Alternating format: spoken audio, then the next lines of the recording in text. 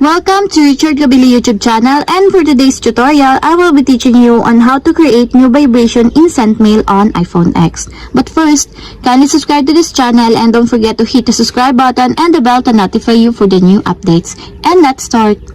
Using your iPhone X from your home screen, first, go to Settings. In the settings, scroll down and click the Sounds and Haptics. Then go to Sounds and Haptics Pattern section, then click the Send Mail. Then in the Send Mail, click the Vibration. Scroll down and go to Custom section, then click the Create New Vibration. And after that, in this part, you can tap to create a vibration pattern by tapping or long tapping the screen to create a vibration pattern that you want. And if you're done, you can play it by pressing the play button on this side, and your vibration is now playing.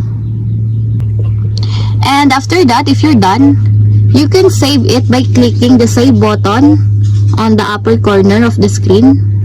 And you can also put a file name, for example, girl, and just save it.